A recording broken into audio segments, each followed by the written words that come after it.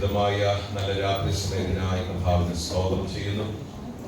ഒരുമിച്ച് കർത്താവിന്റെ സന്നിധിയിലെ ദൈവവചനം ധ്യാനിപ്പാൻ, അനുഗ്രഹീതമായ ഒരു ആരാധനയ്ക്കായി കൂടി വരുവാനൊക്കെ നമ്മുടെ ജീവിതത്തിൽ കർത്താവ് ഒരുക്കിയ വിലപ്പെട്ട അവസരങ്ങൾക്കായി സ്തോത്രം.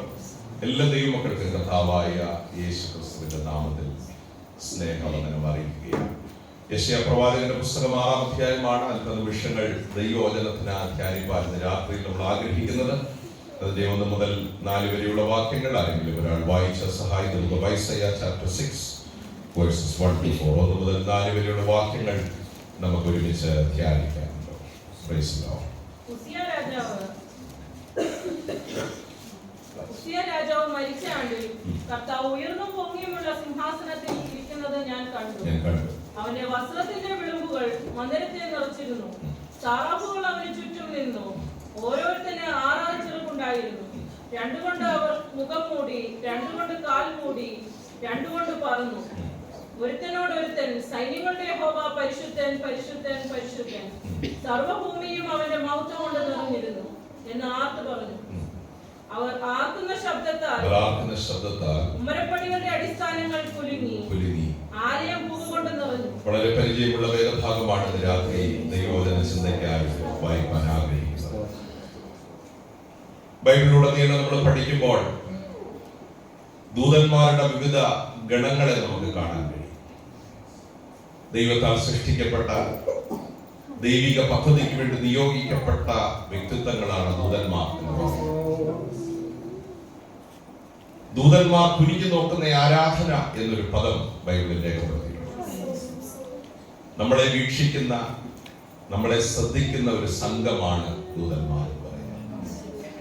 ശ്രദ്ധിക്കുക, ദൈവമക്കളെ എപ്പോഴും വീക്ഷിക്കുന്ന, ശ്രദ്ധിക്കുന്ന, നമ്മുടെ ആരാധന പോലും ശ്രദ്ധയോടെ ശ്രവിക്കുന്ന ഒരു സംഘമാണ് ദൂതന്മാർ എന്ന് പറയുന്നത്. ഈ ദൂതന്മാരെ ദൈവം ഉണ്ടാക്കിയതിന്റെ പിന്നിൽ വലിയൊരു ലക്ഷ്യം. ആ ലക്ഷ്യത്തിലേക്ക് വരുന്നതിന് മുൻപ് ഓരോ ലക്ഷ്യത്തിനും ചില ദൂത സംഘങ്ങളെ ദൈവം നിയോഗിച്ചാക്കുന്നതായി നമ്മുടെ ബൈബിളിൽ കാണും. ദൂതന്മാരുടെ പേര് പഠിക്കുമ്പോൾ, ഏഞ്ചലോളജി പഠിക്കുമ്പോൾ അതിലൊരു വിഭാഗമാണ് ഇന്ന് രാത്രി നാം വായിച്ച വേദഭാഗങ്ങളിൽ ഉൾപ്പെട്ട സാറാഫുകൾ എന്നൊരു ഗ്രൂപ്പ്. സാറാഫുകൾ, അവർ ദൂതന്മാർ. ഈ സാറാഫുകളുടെ ഏറ്റവും വലിയ പ്രത്യേകത അവരാരാധിക്കുന്ന ദൂതന്മാർ. അവരാരാധിക്കുന്ന ദൂതന്മാർ. ആരാധന എന്നുള്ളത് കഴിഞ്ഞ ദിവസങ്ങളിൽ ദൈവദാസൻ ഇങ്ങനെ പ്രസംഗിച്ചു വന്നപ്പോൾ പറഞ്ഞൊരു ചിന്ത, ആരാധന എന്നുള്ളത് ദൈവത്തോടുള്ള ഒരു സ്നേഹമാണ്, ഒരു സ്നേഹ പ്രകടനമാണ്. ദൈവത്തിന്റെ സ്തോത്രം. ആ പ്രകടനം വ്യത്യസ്ത നിലകളാണ് ദൈവത്തിന് നാം നൽകുന്നത്. എന്നാൽ ദൈവത്തെ ആരാധിക്കാൻ സൃഷ്ടിക്കപ്പെട്ട ഒരു സംഘമാണ് സാറാഫുകൾ എന്ന് പറയുന്നത്. ഈ സാറാഫുകളെ കുറിച്ച് ഒരു ചെറിയ വിവരണം ആ വാക്യങ്ങളിൽ രേഖപ്പെടുത്തിയിട്ടുണ്ട്. 6 ചിറകുകളുള്ള ഒരു ജീവികളായിട്ടാണ് ഈ സാറാഫുകളെ യെശയ്യാ പ്രവചനം നമ്മൾക്ക് പരിചയപ്പെടുത്തുന്നത്. 2 കൊണ്ട് പറക്കുന്നു, 2 കൊണ്ട് മുഖം മൂടുന്നു, 2 കൊണ്ട് കാൽ മൂടി പറന്ന് യഹോവ പരിശുദ്ധൻ, പരിശുദ്ധൻ എന്ന് ആർക്കുന്ന ഒരു സംഘം. They were a group of worshiping angels. ആരാധിക്കുന്ന ഒരു സംഘമാണ് സാറാഫുകൾ എന്ന് പറയുന്നത്. ഇനി ബൈബിളിൽ മറ്റൊരു പദം നമ്മൾ കണ്ടിട്ടുണ്ട്, കെരൂബുകൾ എന്നൊരു പദം, അല്ലേ? കെരൂബുകൾ, അതും ദൂതന്മാരുടെ ഒരു സംഘമാണ്. ഈ ആദാമിനെ ഹവ്വയും ഏദൻ തോട്ടത്തിൽ നിന്ന് പുറത്താക്കിയപ്പോൾ നമ്മൾ കാണുന്നത് ഊരിപ്പിടിച്ച വാളുകളുമായി കെരൂബുകളെ അതിന് കാവലായി ദൈവം നിർത്തി എന്ന് നമ്മൾ കാണുന്നു. ദൈവത്തിന്റെ സ്തോത്രം. കാവൽ നിൽക്കുന്ന ഒരു സംഘമാണ് കെരൂബുകൾ എന്ന് പറയുന്നത്. ദൈവത്തിന്റെ സ്തോത്രം. ഈ കെരൂബുകളുടെ പ്രത്യേകത, ഊരിപ്പിടിച്ച വാളുമായി നിൽക്കുമ്പോൾ ഈ വാളുകൾക്കിടയിലൂടെ ഒരു ശത്രു ശക്തിയും അകത്ത് കയറാൻ ദൈവം അനുവദിക്കത്തില്ല. അതിന്റെ ലക്ഷ്യം അത് പൂർത്തീകരിക്കുക തന്നെ ചെയ്യും. ഞാനിങ്ങനെ ചിന്തിക്കുക, കെരൂബുകളുടെ ഏറ്റവും വലിയ പ്രത്യേകത, ഒരാളെ സംരക്ഷിക്കണമെന്ന് ദൈവം കൽപ്പനയിട്ടിട്ടുണ്ടെങ്കിൽ ഒരു ദോഷവും തട്ടാതെ, ഒരു ബാധയും അടുക്കാതെ, ഒരു രോമത്തിന് പോലും കേടുവരാതെ ആ വ്യക്തിയെ ഏതറ്റം വരെയും പരിപാലിക്കാൻ നിയോഗിക്കപ്പെട്ട സംഘമാണ് കെരൂബുകൾ എന്ന് പറയുന്നത്. നിങ്ങൾക്ക് സന്തോഷമുണ്ടോ? സ്തോത്രം. നമ്മളെ സംരക്ഷിപ്പാൻ ദൈവം ഹല്ലേലൂയ കൽപ്പിച്ചാക്കുന്ന ദൂതന്മാരുണ്ട്. നിന്റെ കാൽ കല്ലിൽ തട്ടിപ്പോകാതിരിക്കേണ്ടതിന് അവർ നിന്നെ ആ സംഘത്തെ വിളിക്കുന്ന പേരാണ് കെരൂബുകൾ.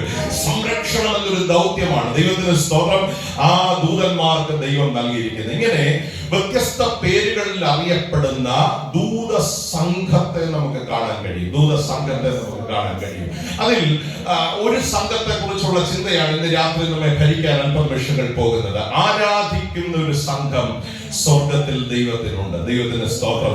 ഓർക്കസ്ട്രയുള്ള, മനോഹരമായി പാടുന്ന, ഭംഗിയേറിയ മ്യൂസിക്കൽ ഇൻസ്ട്രുമെന്റ്സ് വായിക്കുന്ന ഒരു വലിയ സംഘമാണ് സാറാഫുകൾ എന്ന് പറയുന്നത്. ഈ സാറാഫുകൾ എങ്ങനെ ആരാധിക്കുന്നതെന്ന് ചോദിച്ചാൽ, അവർ കീബോർഡ് വെച്ചല്ലേ ആരാധിക്കുന്നത്, അവർ തബല വെച്ചല്ലേ ആരാധിക്കുന്നത്, അവർ സൗണ്ട് സിസ്റ്റം വെച്ചല്ല ആരാധിക്കുന്നത്. ദൈവത്തിന്റെ സ്തോത്രം. അവരുടെ കയ്യിൽ മൈക്കില്ല, പക്ഷേ അവർ ശക്തിയോടെ വിളിച്ചു പറയുന്ന ഒരു ശബ്ദമുണ്ട്. യഹോവ പരിശുദ്ധൻ, പരിശുദ്ധൻ, പരിശുദ്ധൻ എന്ന് ആർത്ത് വിളിക്കുമ്പോൾ എന്താണ് സംഭവിക്കുന്നത്? ആ ശബ്ദത്തിന്റെ ശക്തി, അധികാരം അവരിൽ മാത്രം ഒതുങ്ങി നിൽക്കുകയല്ല, അവരുടെ ശബ്ദത്തിന്റെ പ്രഭ ആലയത്തിലേക്ക് പ്രവേശിക്കുന്നു. അതിന്റെ അടിസ്ഥാനങ്ങളെ പോലും ഇളക്കത്തക്ക നിലയിലുള്ള ആരാധനയാണ് സ്വർഗത്തിൽ അവരിലൂടെ വെളിപ്പെടുവാനിടയായിരിക്കുന്നത്. നല്ല ഭംഗിയുള്ള ശബ്ദമുള്ള ഒരു സംഘമാണ് സാറാഫുകൾ എന്ന് പറയുന്നത്. ഞാനിങ്ങനെ ചിന്തിക്കുകയാണ്, നമ്മൾ പലപ്പോഴും പാടുമ്പോൾ സ്ക്രീനൊക്കെ നോക്കിയാ പാടുന്നത്, അറിയാത്ത വരികളൊക്കെ നമ്മൾ ഏറ്റെടുത്ത് പാടും. പക്ഷെ അവരങ്ങനല്ല പാടുന്നത്, അവർ ഒരാളുടെ മുഖം കണ്ടാ പാടുന്നത്. ആരുടെ മുഖമാണ്? യഹോവ പരിശുദ്ധൻ, പരിശുദ്ധൻ, പരിശുദ്ധൻ എന്ന് ആ മുഖത്ത് നോക്കി ആർത്ത് വിളിച്ച് ദൈവത്തെ ആരാധിക്കുന്ന ഒരു സംഘം സ്വർഗത്തിൽ ആരാധനയ്ക്കായി രൂപപ്പെട്ടിട്ടുണ്ട്. ദൈവത്തിന് സ്തോത്രം. ആരാധനയുടെ അടിസ്ഥാനം എന്ന് പറയുന്നത് നമ്മുടെ കർത്താവ് മാത്രമാണ്. ആരാധനയുടെ അടിസ്ഥാനം എന്ന് പറയുന്നത് നമ്മുടെ കർത്താവിന്റെ സൗന്ദര്യം മാത്രമാണ്. ആരാധനയുടെ അടിസ്ഥാനം എന്നുള്ളത് നമ്മുടെ കർത്താവിന്റെ വിശുദ്ധി മാത്രമാണ്. ദൈവത്തിന്റെ സ്തോത്രം. അത് കണ്ടാണ് അവർ ദൈവത്തെ ആരാധിക്കുന്നത്.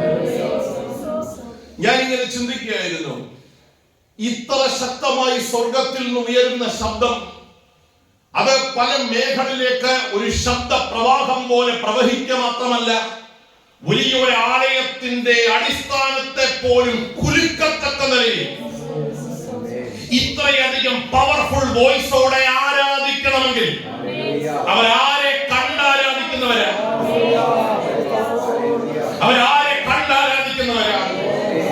എന്റെ ഉറപ്പ് ഞാൻ പറയട്ടെ, ബൈബിളിൽ രേഖപ്പെടുത്തിയിട്ടില്ല. പക്ഷെ അവരുടെ ശബ്ദത്തെ നിയന്ത്രിച്ചത് അവരുടെ ശബ്ദത്തിന്റെ ഗാംഭീര്യമല്ല, കർത്താവിന്റെ മുഖമാണ്. അത് കാണുമ്പോൾ എത്ര ശക്തിയോടെ ദൈവത്തെ ആരാധിക്കണമെന്ന് നമുക്ക് തോന്നിയോ അത്ര ശക്തിയോടെ, പ്രഭയോടെ, മഹത്വത്തോടെ അവർ ദൈവത്തെ ആരാധിച്ചു. അവരുടെ ശബ്ദത്തെ നിയന്ത്രിച്ചത് ഒരു ഓർക്കസ്ട്രയുമല്ല, അവരെ നിയന്ത്രിച്ചത് ഒരു സൗണ്ട് സിസ്റ്റവുമല്ല. അവരുടെ ആരാധനയെ നിയന്ത്രിച്ചത് നമ്മുടെ കർത്താവിന്റെ പ്രഭ തന്നെയാണ്. പ്രിയ ദൈവമക്കളെ, ഇതിനകത്ത് ഒരു ആത്മീയ ചിന്ത നമ്മുടെ അകത്ത് പരിശുദ്ധാത്മാവ് നൽകുന്നുണ്ട്. ശബ്ദം മാറാൻ ആരെ കണ്ടാൽ മതി? ആരാധനയുടെ തലം മാറാൻ ആരെ കണ്ടാൽ മതി? മേഘത്തിനുള്ളിലും മിന്നുന്ന സൂര്യ തേജസ്സായി വെളിപ്പെടുന്ന ഒരു കലം ഇവിടെയുണ്ട് എന്ന് വിശ്വസിക്കുന്ന എത്ര ദൈവമക്കളുണ്ട്? ആ വ്യക്തിയെ കണ്ടു കഴിയുമ്പോൾ അപ്പം അതിനൊരു ഓപ്പോസിറ്റ് വേർഷൻ ഉണ്ട്. ഈ ശബ്ദം പലതും പുറത്തു വരാത്തതിന്റെ കാര്യം ആരെ കാണാത്തോണ്ടാണ്. സ്തോത്രം. ഒന്നുകൂടെ സ്തുതിച്ചാട്ടെ, ഒന്നുകൂടെ ഒരു ഹല്ലേലൂയ പറഞ്ഞാട്ടെ, ഒന്നുകൂടെ ഒന്ന് കൈയടിച്ചാട്ടെ എന്ന് കൊയറ് വേർത്ത് പറയേണ്ടി വരുന്നത് എന്തുകൊണ്ടാ? ആരെ കാണാൻ കഴിയുന്നില്ല. ഇന്ന് രാത്രി ആരോടൊക്കെയോ ദൈവാത്മാവ് പറയും, എന്റെ കണ്ണുകളെ ഒന്ന് തുറക്കണമേ, ആ തേജസ് കാണാൻ, ആ മഹത്വം കാണാൻ, ആ പ്രഭ കാണാൻ, ദൈവത്തിന് തക്ക മഹത്വം അർപ്പിക്കാൻ. കുരുടായ ഒരു കണ്ണല്ല എനിക്ക് വേണ്ടത്, പ്രതികരണ ശേഷിയുള്ള ഒരു മനസ്സ് ഇന്ന് രാത്രി എനിക്ക് തരണമെന്ന് എത്ര പേർ ആത്മാർത്ഥമായി പ്രാർത്ഥിക്കുന്നു. ഈ ദൂതന്മാരുടെ പ്രത്യേകത നമ്മൾ ഈ ഏഞ്ചലോളജി പഠിക്കുമ്പോൾ 24 മണിക്കൂറും നിർത്താതെ ആരാധിക്കാൻ കപ്പാസിറ്റിയുള്ള ദൂതസംഘമാണ് സാറാഫുകൾ എന്ന് പറയുന്നത്. എന്നുവെച്ചാൽ അവർക്ക് എന്തില്ല? ക്ഷീണമില്ല. എന്തില്ല? ക്ഷീണമില്ല. ദൈവത്തിന് സ്തോത്രം ചെയ്യുക. അവിടെ കരണ്ട് കെട്ടില്ല, സൗണ്ട് സിസ്റ്റം വേണ്ട. അവർ ആ കുഞ്ഞാടിന്റെ മുഖം കണ്ട് 24 മണിക്കൂർ ദൈവത്തെ എന്ത് ചെയ്യുക? Praise God. ഒരല്പം നേരം മിണ്ടാതിരുന്നിട്ട് ആരാധന തുടർന്നല്ല, അവർ ആർത്തു വിളിക്കുക, യഹോവ പരിശുദ്ധൻ. ആമേൻ, ആമേൻ, ആമേൻ. അപ്പം സ്വർഗത്തിലെ ആരാധന എത്ര ബ്യൂട്ടിഫുൾ ആയിരിക്കും. ഈ സ്വർഗത്തിലാണ് നമ്മൾ പോകാൻ പോകുന്നത്. വേഗം നാം ഭംഗിയേറിയ ആ സന്തോഷം നിങ്ങളുടെ ഹൃദയത്തിനകത്ത് കയറിയോ? എനിക്ക് പലപ്പോഴും തോന്നാറുണ്ട്, ഈ സൗണ്ട് അലർജിയുള്ളവർ ഒരിക്കലും എവിടെ പോകരുത്.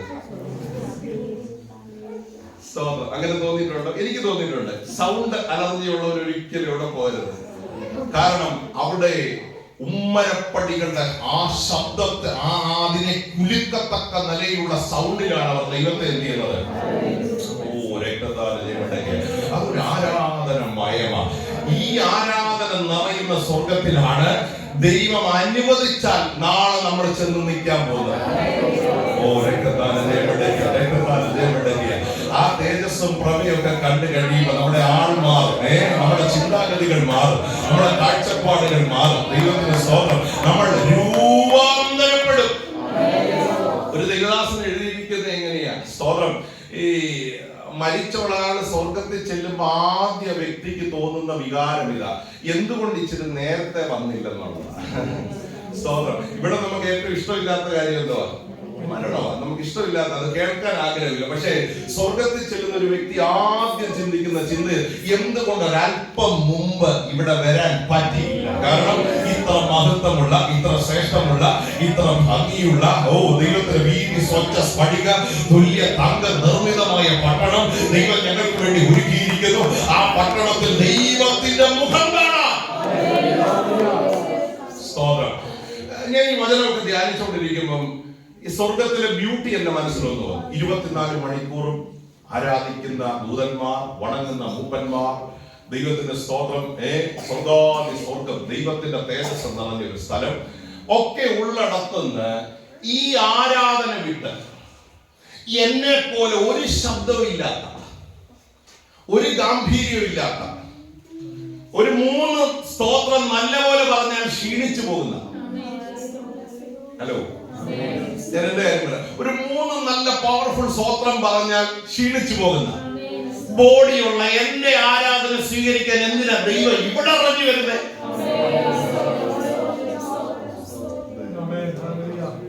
അതാണ് ദൈവത്തിന്റെ കരുണ. അവന്റെ കരുണ തീർന്നു പോയിട്ടില്ല, അവന്റെ ദയ തീർന്നു പോയിട്ടില്ല. കാരണം മനുഷ്യന്റെ ദൈവത്തിന്റെ സാദൃശ്യത്തിലും സ്വരൂപത്തിലും സൃഷ്ടിച്ച മനുഷ്യന്റെ ഒരു സ്തോത്രമെങ്കിലും കേൾക്കാൻ, ഒരു ആരാധനയെങ്കിലും സ്വീകരിക്കാൻ ഇന്ന് രാത്രി കർത്താവിലൂടെ വന്നിരിക്കുമ്പോൾ നമുക്ക് ഒരിക്കലും മൗനമായിരിക്കാൻ പറ്റില്ല. ഇത് വലിയൊരു പദവിയാണ്. ദൂതന്മാർക്ക് പോലും ലഭിക്കാത്ത ഈ ഭാഗ്യ പദവി ദൈവം എനിക്ക് ദാനമായി നൽകി. ആ നന്ദിയോടെ ദൈവസന്നിധിയിൽ നമ്മളായി. ഈ 6-ാം അധ്യായം 1-ാം വാക്യം നമ്മൾ വായിച്ചു തുടങ്ങുമ്പോൾ, ഉസിയാവ് മരിച്ച ആണ്ടിൽ ദൈവം ഉയർന്നും കർത്താവ് ഉയർന്നും ഭംഗിയുമുള്ള സിംഹാസനത്തിൽ ഇരിക്കുന്നത് ഞാൻ എന്ത് ചെയ്തു? സ്തോത്രം. യെശയ്യാവ് എന്നൊരു പ്രവാചകൻ ദൈവത്തിന്റെ തേജസ് ദർശിക്കുന്ന ഒരു മനോഹരമായ വേദഭാഗമാണ് ഇന്ന് രാത്രി ചിന്തയ്ക്കായി നമ്മൾ വായിച്ചത്. ആ വേദഭാഗം തുടങ്ങുന്നത് ഇങ്ങനെയാ: ഉസിയാവ് മരിച്ചയാൾ. ഒരു വ്യക്തിയുടെ മരണത്തെ കുറിച്ച് ആധികാരികമായി പറഞ്ഞുകൊണ്ടാണ് ഒരു ദൈവത്തിന്റെ തേജസ് ഭക്തൻ കാണുന്ന ഒരു ചിത്രീകരണം പരിശുദ്ധാത്മാവ് ബൈബിളിൽ രേഖപ്പെടുന്നത്. ഒത്തിരി രാജാക്കന്മാരുടെ കൂടെ ഭരിച്ചു പോയ ഒരു പ്രവാചകനാണ് യെശയ്യാവ് എന്ന് പറയുന്നത്. ഞാൻ ഇങ്ങനെ ചിന്തിക്കുകയായിരുന്നു, ഏറ്റവും ബുദ്ധിമുട്ടുള്ള ജോലി ഏതാണെന്ന് നിങ്ങൾ ചിന്തിച്ചിട്ടുണ്ടോ? ഈ ലോകത്തിലെ ഏറ്റവും ബുദ്ധിമുട്ടുള്ള ജോലി ചിന്തിച്ചിട്ടുണ്ടോ? നമ്മൾ ജോലി ചെയ്യുന്ന വ്യത്യസ്ത മേഖലയിൽ ജോലി ചെയ്യുന്നവരാണ്. പക്ഷെ ഏറ്റവും ഹാർഡായിട്ടുള്ള ജോലി ഏതാണെന്ന് നിങ്ങൾ ചിന്തിച്ചിട്ടുണ്ടോ എന്തെങ്കിലും? അടിമ. ഓക്കെ, നമുക്ക് ഈ കാലത്തിലേക്ക് വരാം. 2026 അത് കറക്റ്റായ ഒരു ആൻസർ ആണ്. അടിമത്തം നിലനിന്ന ഒരു കാലഘട്ടത്തിൽ വളരെ കഠിനമായിരുന്നു.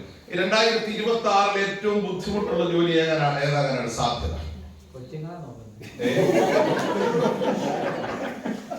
പൂർണ്ണമായി സമ്മതിക്കുന്നു.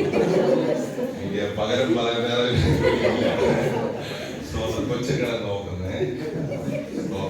അതൊരു വളരെ ആത്മാർത്ഥമായ ഒരു കാര്യം. അവരെ ഒരു വളർത്തി ഒരു പരുവത്തിലാക്കിയെടുക്കുക എന്നുള്ളത് വളരെ ബുദ്ധിമുട്ടുള്ള ഒരു കാര്യം. ഓക്കെ, ഈ ബൈബിൾ വചനങ്ങൾ നമ്മൾ പഠിക്കുമ്പോൾ, സത്യമാണ് ഈ സത്യം, ബൈബിൾ വചനങ്ങൾ നമ്മൾ പഠിക്കുമ്പോൾ എന്റെ മനസ്സിൽ തോന്നിയ ഒരു ചിന്ത, ഏറ്റവും ബുദ്ധിമുട്ടുള്ള ജോലി പ്രവാചക ശുശ്രൂഷ.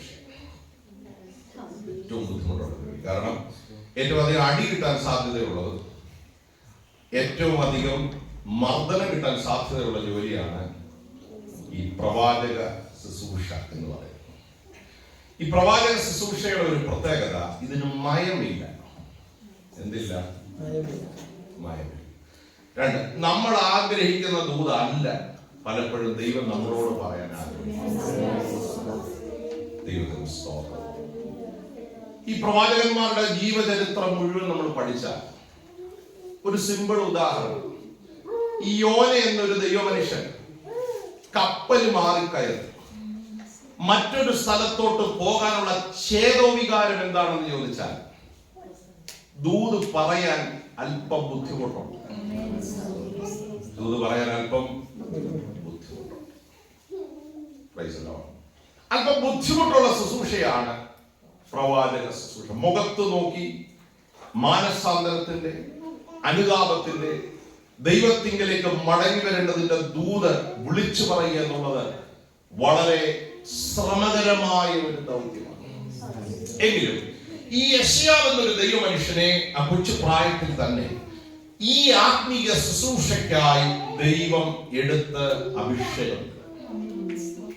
ഈ ഉസിയാവ് മരിച്ച ഒരു കാലഘട്ടത്തിലാണ്, ഉസിയാവിന്റെ ഭരണ കാലഘട്ടത്തിലാണ് സത്യം പറഞ്ഞാൽ യെശയ്യാവ് തന്റെ ശുശ്രൂഷ ആരംഭിക്കും. യെശയ്യാവ് തന്റെ ശുശ്രൂഷ അടിസ്ഥാനപരമായി ആരംഭിക്കും. ഈ ഉസിയാവ് എന്നൊരു രാജാവിനെ കുറിച്ച് പഠിക്കുമ്പോൾ ഒരു 3-4 കാര്യങ്ങൾ പരിശുദ്ധാത്മാവിന്റെ മനസ്സിൽ ഇന്ന് രാത്രി നമുക്കൊന്ന് ചിന്തിക്കാം. ഈ ഉസിയാവ് ശരിക്കും ഒരു ആത്മീയനായ മനുഷ്യനായിട്ടാണ് ആരംഭിച്ചതെങ്കിലും തന്റെ അവസാനം വളരെ ദുഃഖകരമായി. ഈ നമ്മൾ പാടുന്നൊരു പാട്ടുണ്ട്, ആദിയിങ്കൽ കൈപ്പാകിലും അന്ത്യം എന്തായിത്തീരണം.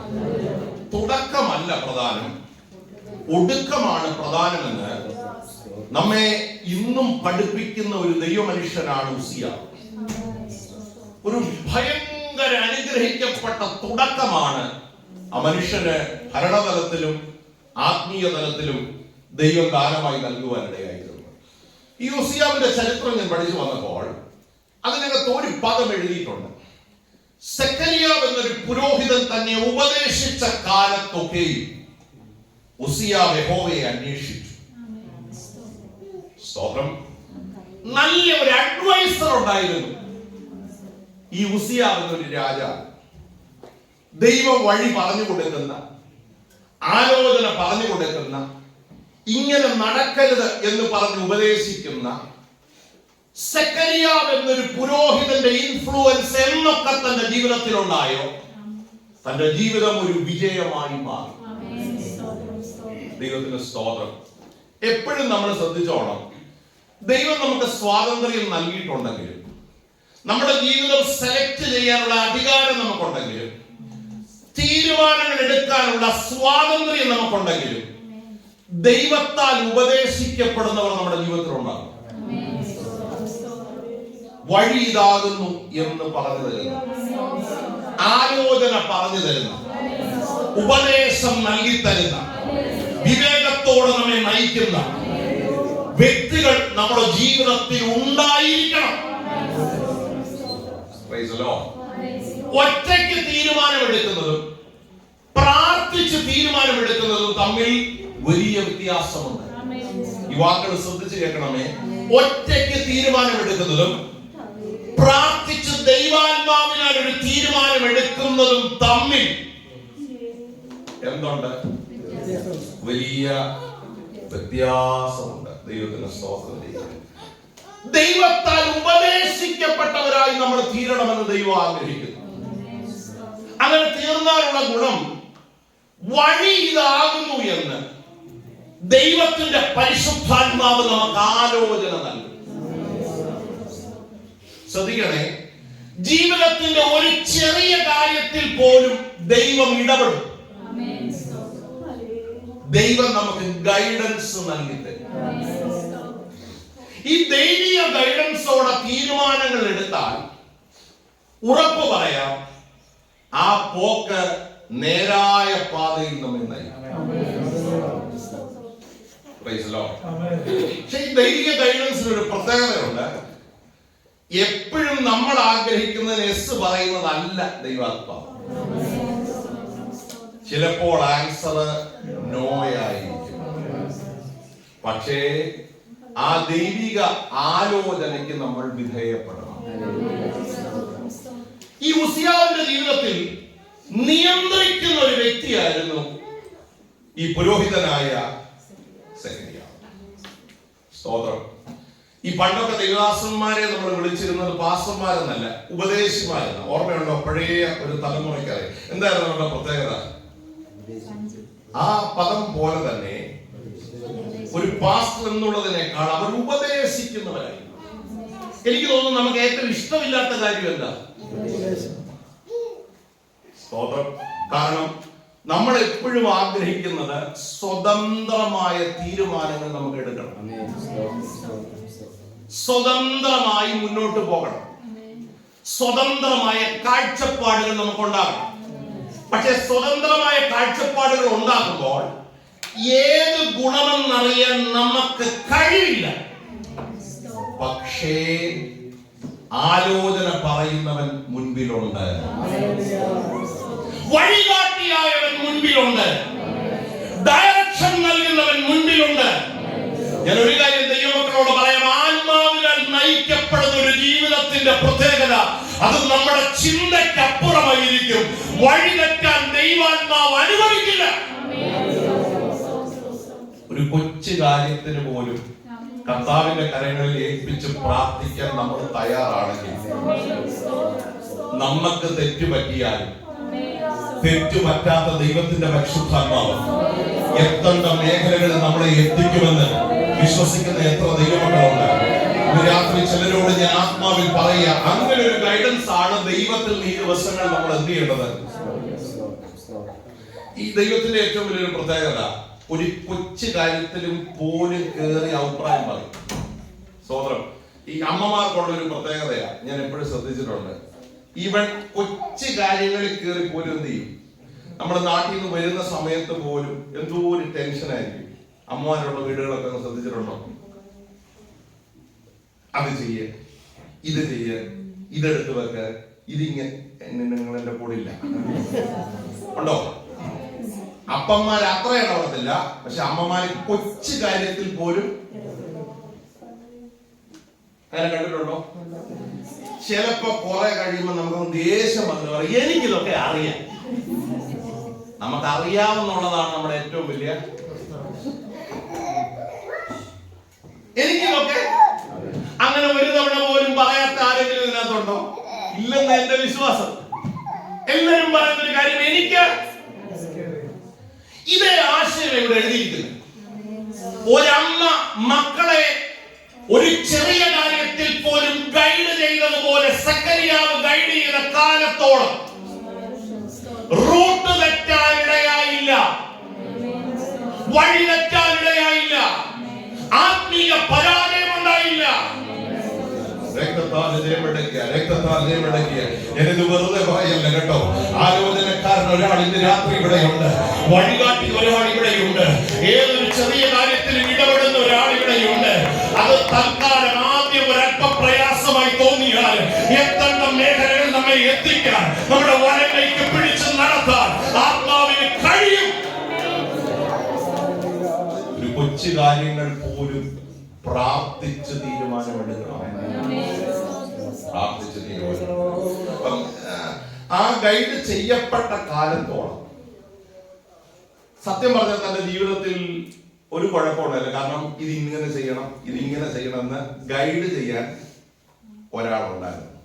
നമ്മളെ ഗൈഡ് ചെയ്യാൻ ആരെങ്കിലും ഒക്കെ വേണം എന്ന് ആഗ്രഹിക്കുന്നതും വിശ്വസിക്കുകയും ചെയ്യുന്ന എത്ര പേരുണ്ട്? ഇല്ലെങ്കിൽ എന്ത് പറ്റും? ഇല്ലെങ്കിൽ എന്ത് പറ്റും? ഒന്നും പറ്റത്തില്ല. അപകടമുണ്ടാകും.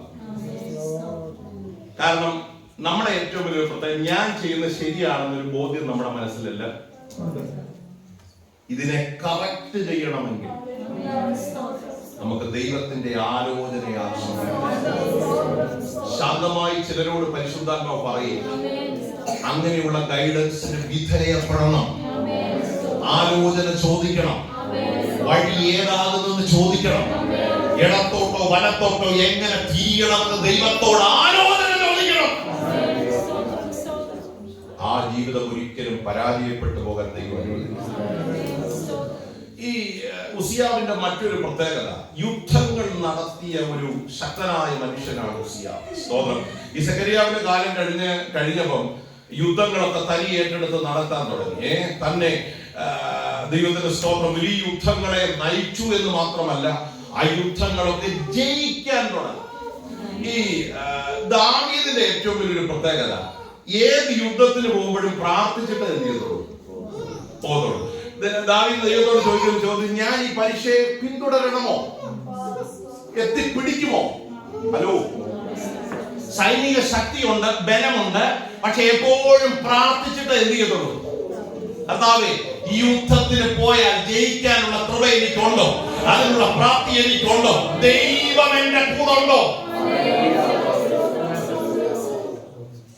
സ്തോത്രം, സ്തോത്രം, സ്തോത്രം, സ്തോത്രം, സ്തോത്രം, സ്തോത്രം, സ്തോത്രം, സ്തോത്രം. ദൈവമില്ലാത്ത യുദ്ധത്തിന് പോകുന്നതിനേക്കാൾ പ്രാർത്ഥനയോടെ മൗനമായിരിക്കുന്നതാണ് നമ്മുടെ ജീവിതത്തിന്റെ അനുഗ്രഹമെന്ന് ദൈവമക്കൾ എപ്പോഴും തിരിച്ചറിയണം. ഈ ദാവീദിൽ നിന്ന് വ്യത്യസ്തനായി സെഖര്യാവിന്റെ കാലം കഴിഞ്ഞപ്പോൾ സ്വന്തമായി തീരുമാനങ്ങൾ എടുത്ത് യുദ്ധം നടത്താൻ തുടങ്ങിയപ്പോൾ തനിക്ക് മനസ്സിലായി, യുദ്ധം ജയിക്കാനുള്ള കഴിവുണ്ട്. ഒത്തിരി പേരെ ആർമിയിൽ കൂട്ടി റിക്രൂട്ട്മെന്റ് നടത്തി രാജ്യത്തെ ഒരു ശക്തമായ ദൈവത്തിന്റെ സ്തോത്രം സംവിധാനമായി ആ പട്ടാള സംവിധാനത്തെ മാറ്റി. ദൈവത്തിന്റെ സ്തോത്രം. കൃഷിപ്രിയനായ ഒരു രാജാവായിരുന്നു ഉസിയാവ്. അപ്പൊ കൃഷിയിലും വലിയ തൽപരനായിരുന്നത് കൊണ്ട് എന്തൊക്കെ തനിക്ക് ചെയ്യാൻ പറ്റുമോ അതെല്ലാം ഉസിയാവ് എന്ത് ചെയ്തു? ഈ ചെയ്തു കഴിഞ്ഞപ്പോ താൻ ഇടപെട്ടതെല്ലാം ഒരു വിജയമായി മാറി. എല്ലാം എന്തായി മാറി?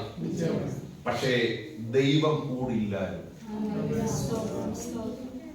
സ്തോത്രം. നമ്മുടെ പ്രൊഫഷണൽ ഭാഷയെ പറഞ്ഞാൽ he was a successful man.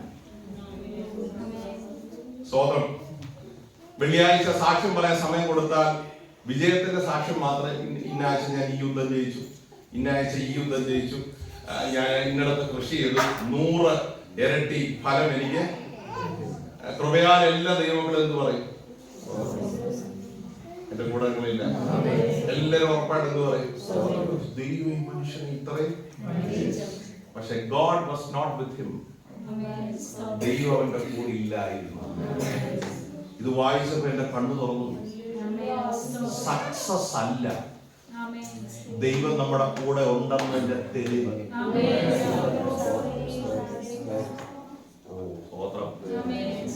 യുദ്ധം ജയിച്ചതോ, കൃഷി വർദ്ധിച്ചതോ, കാര്യങ്ങൾ ഭംഗിയായി നടന്നതോ അല്ല, ദൈവം നമ്മുടെ കൂടെ ഉണ്ടെന്നുള്ളതിന്റെ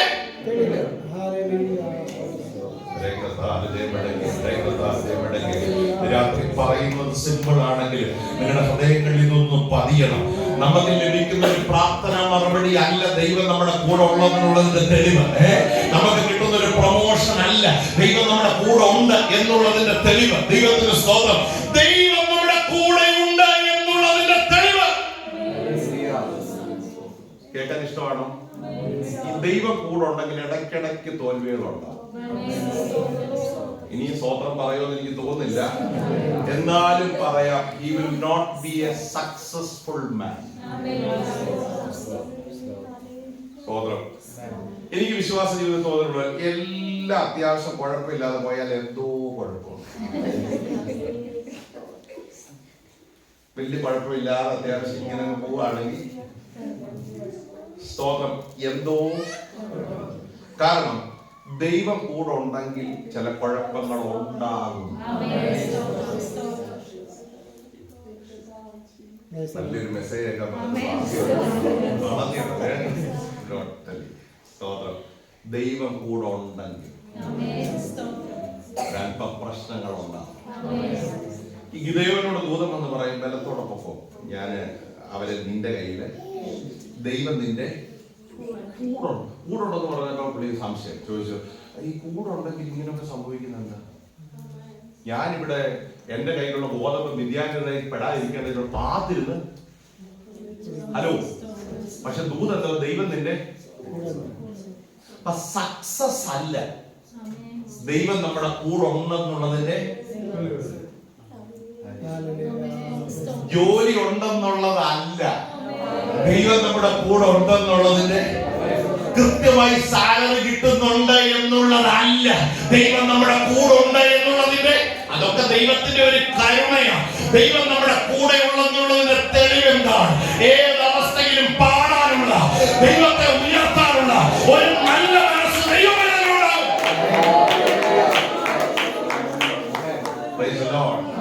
സക്സസ്ഫുൾ ആയി ദൈവത്തിന്റെ സ്തോത്രം.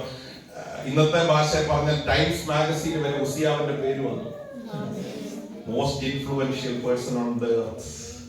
കാരണം ചെയ്യുന്നതെല്ലാം എന്തായി മാറി? അനുഗ്രഹമായി മാറി. അനുഗ്രഹമായി മാറിയപ്പോ അദ്ദേഹത്തിന് മനസ്സിലായി, ഞാൻ അത്യാവശ്യം എല്ലാത്തിലും എന്റെ കൈ എന്ത് ചെയ്തു വെച്ചു. ഇനി വെക്കാത്തത് ആലയത്തിലും കൂടെ ഉള്ളൂ. അവിടെ ചെന്ന് ധൂപം കൂടെ ഒന്ന് കാട്ടി, സ്തോത്രം, കാര്യം കൂടെ ചെയ്താൽ എല്ലാ കാര്യത്തിലും എന്റെ കൈ എന്ത് ചെയ്യും? ഓ, ദൈവത്തിന് സ്തോത്രം ചെയ്യും.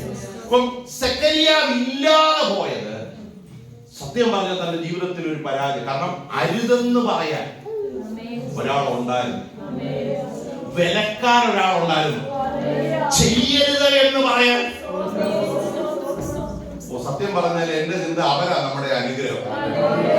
നമ്മുടെ വിലക്കുന്ന ചിലരുണ്ടെങ്കിൽ അത് നമ്മുടെ ജീവിതത്തിൽ അവരാണ് ഏറ്റവും വലിയ അനുഗ്രഹമെന്ന് നമ്മളെപ്പോഴും തിരിച്ചറിയണം. ദൈവത്തിന് സ്തോത്രം ചെയ്യണം. ആലയത്തിൽ ചെന്നു ധൂപക്കുറ്റി വീശാൻ തുടങ്ങിയപ്പം പുരോഹിതന്മാര് പറഞ്ഞു, ഇത് ചെയ്യുന്നത് നിനക്ക് യോഗ്യമല്ല. ദൈവത്തിന് സ്തോത്രം. കാരണം ഇത് വിശുദ്ധിയോടെ ചെയ്യേണ്ടതാണ്, കരുത്തുള്ളവൻ ചെയ്യേണ്ടതല്ല, ഇത് വിശുദ്ധൻ ചെയ്യേണ്ടതാണ്. ആലയത്തിൽ വരേണ്ടവൻ ആരാ? അവൻ കരുത്തനല്ല, അവൻ വിശുദ്ധനാണ്. ആലയത്തിൽ വന്ന് ആരാധിക്കേണ്ടവനാരാ? അവൻ സക്സസ്ഫുൾ മാൻ അല്ല, അവൻ ദൈവത്തിന് കീഴ്പ്പെട്ടവനാ, അവൻ ദൈവത്തെ സ്തുതിക്കുന്നവനാ, അവൻ വിശുദ്ധനായിരിക്കണം. പ്രിയരെ, സക്സസ് അല്ല നമ്മുടെ ജീവിതത്തിന്റെ അടിസ്ഥാനം, വിശുദ്ധിയാണ് നമ്മുടെ ജീവിതത്തിൽ. ഈ ഹോളിൽ ദൈവം എന്തെങ്കിലും വിലമതിക്കുന്നുണ്ടെങ്കിൽ അത് നമ്മുടെ വിശുദ്ധ ജീവിതം മാത്രമാണ്. ഇന്ന് രാത്രി ചിലരെങ്കിലും ഒന്ന് തിരിച്ചറിയണം, മറ്റൊന്നിനും ഇവിടെ വാല്യൂയില്ല, മറ്റൊരു സർട്ടിഫിക്കറ്റിനും ഇവിടെ വിലയില്ല. ഇവിടെ വിലയുള്ള ഒറ്റ കാര്യമേ ഉള്ളൂ, വിശുദ്ധിയോടെ നിർമ്മലതയോടെ പരമാർത്ഥ ഹൃദയത്തോടെ ആ ദൈവത്തെ സേവിക്കുന്നു, ആ ദൈവത്തെ പിൻപറ്റുന്നു, അവരുടെ മുമ്പിൽ ആ സ്വർഗ്ഗം തുറക്കുന്നത്. ആമേൻ. നേരുള്ള ഒരു ഹൃദയം നമ്മൾ പ്രാപിക്കണം. ഈ ഉസിയാവ് കുഷ്ഠരോഗം വന്ന് ചില നാളുകൾ ഭരിക്കാൻ കഴിയാത്ത തന്റെ മകൻ ഭരിച്ച് അവസാനം തന്റെ അന്ത്യം വളരെ ദുഃഖകരമായി മാറി. ഈ ദുഃഖകരമായി മാറി ഉസിയാവ് മരിച്ചയാണ്. അതാണ് നമ്മൾ വായിച്ച കുറിവാക്യം, 6-ാം അധ്യായം 1-ാം വാക്യം. ഉസിയാവ് മരിച്ചയാണ്ടിൽ അവിടെ നമ്മൾ കാണുന്നു, കർത്താവ് ഉയർന്നും പൊങ്ങിയുമുള്ള സിംഹാസനത്തിൽ ഇരിക്കുന്നത് ഞാൻ എന്ത് ചെയ്തു? യെശയ്യാവ് പോലും ആരെ കാണാൻ പോവാ? ദൈവത്തിന്റെ ആ തേജസ് തന്റെ കണ്ണുകൊണ്ട് എന്ത് ചെയ്യാൻ പോവുകയാണ്? രക്തത്താൽ ജയമെടുക്കുകയാണ്. ഈ ഉസിയാവിന് സമാനമായ ചില ചിന്താഗതികൾ നമ്മളിൽ ഉടഞ്ഞാലേ കാണേണ്ട ചിലത് കാണാൻ നമുക്ക് പറ്റത്തുള്ളൂ. ദൈവത്തിന്റെ സ്തോത്രം. സ്വന്തമായ ചില ചിന്തകളും വികാരങ്ങളും നിയന്ത്രിക്കുന്ന ഒരു ജീവിതത്തിനകത്ത് നമ്മളെ ആരെ കാണാൻ പറ്റില്ല? ആരെയും കാണാൻ പറ്റില്ല. ഈ സ്വർഗത്തിൽ ചെല്ലുമ്പോൾ നമ്മൾ ആദ്യം കാണാൻ ആഗ്രഹിക്കുന്ന ആരെയായിരിക്കും? നമ്മളിപ്പോ ഇന്നും പാടി ശോഭയേറും നാടുണ്ടത്. അപ്പം നമ്മൾ ചെന്നെന്ന് വെച്ചോ, ചെന്നു നമ്മൾ ആദ്യം ആരെയാ തപ്പി പിടിക്കാൻ പോകുന്നത്? ആദ്യം ആണോ? ആരെ ആദ്യം കാണാൻ ആഗ്രഹിക്കുന്നത്? കറക്റ്റ്, ഇവിടെ പറഞ്ഞ ആൻസർ കറക്റ്റാ. നമ്മൾ ആരെ കാണാനാ പോകുന്നത്? നമ്മുടെ ബന്ധുക്കളൊന്നുമല്ല. നമ്മുടെ ആരെ കാണാനാ പോകുന്നത്? കർത്താവിന്റെ മുഖം കാണാനാണ്. ഒരിടത്ത് കർത്താവിന്റെ വരവിനെ കുറിച്ച് പ്രസംഗിച്ചപ്പോൾ ഒരു അച്ചായന്റെ മുഖത്ത് ഭയങ്കര വിഷം. അപ്പൊ ഞാനിങ്ങനെ യോഗ കഴിഞ്ഞ അദ്ദേഹത്തോട് സംസാരിച്ചത് അച്ചായ മുഖത്ത് വലിയ മ്ലാനത ഉണ്ടായി. പാസ്റ്റേ, കോടിക്കണക്കിന് ആളുകൾ ചെല്ലുമ്പം എന്റെ സ്തോത്രം ഭാര്യയെ ഞാൻ എങ്ങനെ ഇതിനകത്തുനിന്ന് കണ്ടുപിടിക്കും? അപ്പൊ ഇങ്ങനെ ഇരുന്ന് ആലോചിക്കും, ഞാൻ എങ്ങനെ ഇവിടെ ഈ കോടിക്കണക്കിന് ആൾക്കാരുടെ ഇടയില്. ഞാൻ പറഞ്ഞ അച്ഛാ, അവളെ കാണാനല്ല പോകുന്നത്, സ്തോത്രം, ആരെ കാണാനല്ല പോകുന്നത്. സ്തോത്രം, അത് തപ്പിപ്പിടിക്കാനല്ല സ്വർഗത്തിൽ പോകുന്നേ. സ്വർഗത്തിൽ പോകുന്നതിന് ഒറ്റ ലക്ഷ്യമേ ഉള്ളൂ. ബന്ധങ്ങളൊക്കെ ഇവിടെ അവസാനിക്കുന്നത്. അവിടെ ക്ഷയിക്കാൻ കൊടുക്കാൻ പോലും വകുപ്പില്ല. സ്വന്തം മക്കളായി. കാരണം ആരെ കണ്ട് ആരാധിക്കുക? യഹോവ പരിശുദ്ധൻ, പരിശുദ്ധൻ, പരിശുദ്ധൻ എന്ന് ആർത്ത് വിളിക്കുന്ന ഒരു സംഘം അവർ പാടി ദൈവത്തെ ആരാധിക്കുമ്പോൾ അവിടെ മറ്റൊന്നും ഇല്ല. ദൈവത്തിന്റെ സ്തോത്രം. അവരുടെ മുഖം കണ്ട് നമ്മൾ ദൈവത്തെ the central point, the focal point, അവിടെ കർത്താവ് മാത്രമാണ്. ഇതിന്റെ ഒരു മിനിയേച്ചർ നമ്മൾ ഇവിടെ കാണുന്നത്. ദൂതന്മാർ, സാറാഫുകൾ പാടി ദൈവത്തെ എന്ത് ചെയ്യുക? ആരാധിക്കുക. ഇനി ആ 2-3 വാക്യങ്ങൾ ഒന്ന് നിർത്തി വായിച്ച് ഒന്ന് ശാന്തമായി ശ്രദ്ധിച്ച്. സാറാഫുകൾ അവന് ചുറ്റും നിന്നു. ഓരോരുത്തരും 6 ചിറകുണ്ടായിരുന്നു. 2 കൊണ്ട് അവൻ മുഖം മൂടി, 2 കൊണ്ട് കാൽ മൂടി, 2 കൊണ്ട് പറന്നു. ഓരോരുത്തനോട് ഓരോരുത്തൻ, ഒരുത്തനോടൊരുത്തൻ, സൈന്യങ്ങളുടെ യഹോവ പരിശുദ്ധൻ, പരിശുദ്ധൻ, പരിശുദ്ധൻ, സർവ്വഭൂമിയും അവന്റെ മഹത്വം കൊണ്ട് നിറഞ്ഞിരുന്നു. ഇതിന് 6 ചിറകുകളാണ് നമ്മൾ വായിച്ചത്. ഇതിന് എത്ര ചിറകുണ്ട്? 2 കൊണ്ട് ഇത് എന്ത് ചെയ്തു? മുഖം മൂടി. ഈ മുഖം മൂടാനുള്ള കാരണം എന്തായിരിക്കാം? അറിയാം, നമ്മൾ ഒത്തിരി പ്രസംഗം കേട്ടിട്ടുണ്ട്. അതുകൊണ്ടാണ് നിങ്ങളോട് ഞാൻ ചോദിച്ചത്. എന്തുകൊണ്ടാ മുഖം മൂടിയത്? ദൈവത്തിന്റെ തേജസ് കാണാൻ ഇവരുടെ നഗ്ന നേത്രം കൊണ്ട് കഴിയില്ല. ഇനി അടുത്ത 2 ചിറ കൊണ്ട് ഇവരെന്ത് ചെയ്തു? പാദം മൂടി. എന്താ അതിന്റെ അർത്ഥം? ദൈവസന്നിധിയിൽ നിൽക്കുവാൻ ഞാൻ യോഗ്യനല്ല. അതാണ് ഇന്നർ മീനിങ്. ദൈവസന്നിധി നിൽക്കാൻ ഞാൻ ആരല്ല? യോഗ്യനല്ല. ദൈവത്തിന്റെ സ്തോത്രം. ഇനി 2 കൊണ്ട് എന്ത് ചെയ്തു? അവർ പറഞ്ഞു. ഓരോരുത്തരോട് പറയേ, യഹോവ പരിശുദ്ധൻ, യഹോവ പരിശുദ്ധൻ, യഹോവ പരിശുദ്ധൻ എന്ന് തമ്മിൽ എന്ത് ചെയ്യുക? അപ്പം എന്റെ ചിന്ത, ഈ ശരിക്കുമുള്ള ദൈവത്തിന്റെ തേജസ് കണ്ടാൽ ഭയങ്കരമായ അന്യഭാഷ വെളിപ്പെടുവോ, കരച്ചിൽ വെളിപ്പെടുവോ, സൗണ്ട് വരുവോ, അതോ ഹൃദയ തകർച്ച ഉണ്ടാകുമോ? പലപ്പോഴും നമ്മൾ ഈ വർഷിപ്പ് എങ്ങനെ അളക്കുന്നത്? നല്ല ആരാധനയാണ്. അപ്പൊ ചോദിക്കുക, എന്താ അതിന്റെ അർത്ഥം എന്ന് വെച്ചാൽ എന്താ നിങ്ങൾ ഉദ്ദേശിക്കുന്നത് ചോദിച്ചാൽ എന്ത് പറയും? നല്ല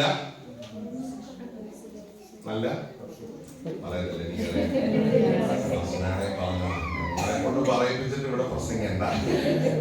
നല്ല ഓളം ഉണ്ടായിരുന്നു. പിള്ളേരുടെ ഭാഷ പറയാൻ ഇന്നെന്തുണ്ടായിരുന്നു? ഉണ്ടായിരുന്നു. എന്റെ കൂടെ വരുന്നുണ്ട്. എന്തുണ്ടായിരുന്നു? നല്ല ആരാധന എങ്ങനെയാ നമ്മൾ ഒരു ആരാധനയെ നിർവചിക്കുന്നു? സൗണ്ട് സിസ്റ്റം ഒക്കെ അങ്ങ് ഒത്തു, പാസ്റ്ററുടെ മൈക്ക് അങ്ങ് ഒത്തു, കൊയർ ലീഡർ നന്നായി ആ സ്വരത്തിൽ എന്ത് ചെയ്തു? ആ പിച്ചിൽ അത് എടുത്തു. നമ്മൾ എങ്ങനെ ഒരു വർഷിപ്പ് നല്ലതെന്ന് പറയുന്നത്?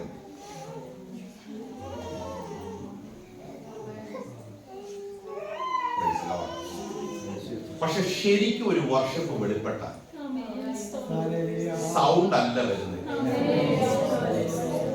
അവിടെ നമ്മൾ കരയും, അവിടെ നമ്മൾ പാദം മൂടും, അവിടെ നമ്മുടെ മുഖം മൂടും, അവിടെ അവിടെ നമ്മൾ തിരിച്ചറിയുന്ന ഒരു സത്യമുണ്ട്. ഞാനിവിടെ നിൽക്കാൻ യോഗ്യനല്ല. ഒത്തിരി അയോഗ്യതകളുള്ള, ഒത്തിരി കുറവുകളുള്ള, ഒത്തിരി ന്യൂനതകളുള്ള. എനിക്ക് തോന്നി ഈ ദൈവത്തിന്റെ തേജസ് ഹോളിനകത്ത് ശരിക്കും ഇറങ്ങിയാൽ നമ്മൾ അറിയാതെ കരഞ്ഞു പോകും. കർത്താവേ, ഞാൻ പറഞ്ഞു പോയത്, ഞാൻ ചെയ്തു പോയത്, ഞാൻ ചിന്തിച്ചു പോയത്, എന്റെ ജീവിതത്തിൽ വന്ന പരാജയങ്ങളുടെ മുമ്പിൽ ഈ ദൈവത്തിന്റെ തേജസ്സിന് മുമ്പിൽ നിൽക്കാൻ ഞാൻ യോഗ്യനല്ല. അങ്ങനെ ഒരു ആരാധന ഈ ദിവസങ്ങൾ തമ്മിലുണ്ടാകും. ശരിക്കും ദൈവത്തിന്റെ ഗ്ലോറി വെളിപ്പെടുന്ന ആരാധന വെളിപ്പെട്ടാൽ നമ്മൾ ആരാധന നമുക്ക് മനസ്സിലാവും. കാരണം പാദം മൂടി, മുഖം മൂടി, രണ്ടുകൊണ്ട് പറഞ്ഞ് അവര് പറയ യഹോവ ആരാ, യഹോവ ആരാ. ഈ പരിശുദ്ധനായ ദൈവത്തിന്റെ മുൻപിൽ, അതിന്റെ 5-ാം വാക്യത്തിലേക്ക് പെട്ടെന്നൊന്ന് വന്നേ. ഞാൻ ആരാധനയുടെ ഭാഗം കടന്ന് അടുത്ത ഭാഗത്തിലേക്ക് പെട്ടെന്നൊന്ന് വരിക. 5-ാം വാക്യം ഒന്ന് വായിച്ച്. അപ്പോൾ ഞാൻ എനിക്ക് അയ്യോ കഷ്ടം, ഞാൻ നശിച്ചു, ഞാൻ ശുദ്ധിയില്ലാത്ത അതിരങ്ങൾ ഉള്ള ഒരു മനുഷ്യൻ, ശുദ്ധിയില്ലാത്ത അതിരങ്ങൾ ഉള്ള ജനത്തിന്റെ നടുവിൽ വസിക്കുന്നു. എന്റെ കണ്ണ് സൈന്യങ്ങളുടെ യഹോവയായ രാജാവിനെ കണ്ടുവല്ലോ എന്ന് പറഞ്ഞു. നമ്മൾ ഇതിൽ ഏതെങ്കിലും ഒരു സെന്റൻസ് പറയാൻ സാധ്യതയുണ്ടോ? പ്രവാചകൻ പറയുക, അയ്യോ ഞാൻ ശുദ്ധിയില്ലാത്ത. അടുത്ത വാക്ക്, എനിക്ക് അയ്യോ കഷ്ടം, ഞാൻ എന്ത് ചെയ്തു, നശിച്ചു, ഞാൻ ശുദ്ധിയില്ലാത്ത. അപ്പൊ ഇദ്ദേഹം ആരെ? ഇദ്ദേഹത്തിന്റെ ഡെസിഗ്നേഷൻ എന്താ? ഇദ്ദേഹം ഒരു പ്രവാചകനാണ്, ഒരു പുരോഹിതനാണ്. പക്ഷേ എന്നാണ് തന്റെ കുറവ് തനിക്ക് ബോധ്യപ്പെട്ടത്? ശരിക്കും ഒരാരാധന തന്റെ ജീവിതത്തിൽ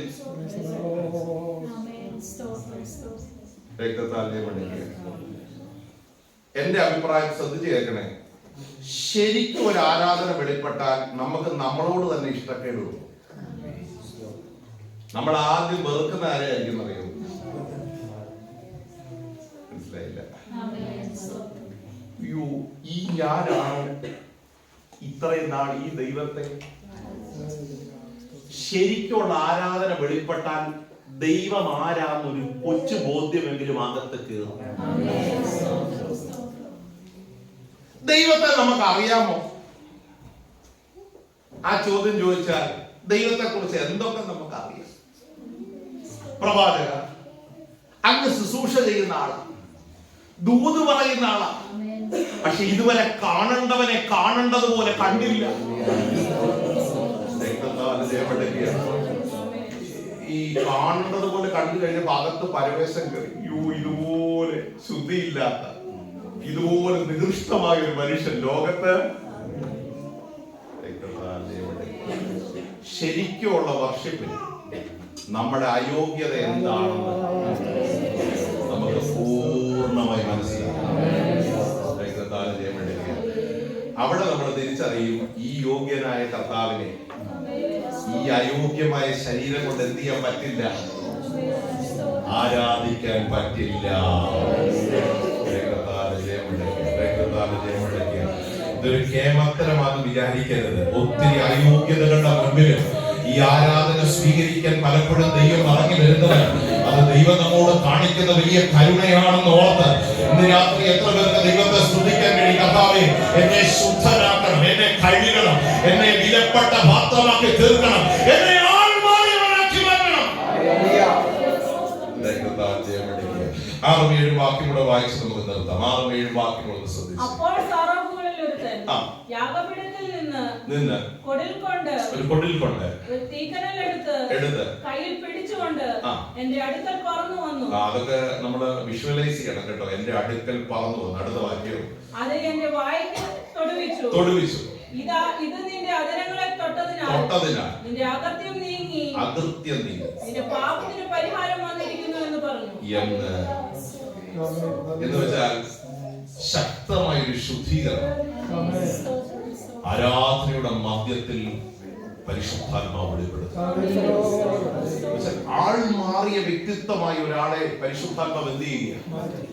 ഈ വചനം ധ്യാനിച്ചപ്പോൾ എന്റെ ഹൃദയത്തിലെ ആഗ്രഹം ചില മിടുക്കന്മാരെ അല്ല കർത്താവിന് ഇതിനകത്ത് വേണ്ടത്, ചില വിശുദ്ധന്മാരെ.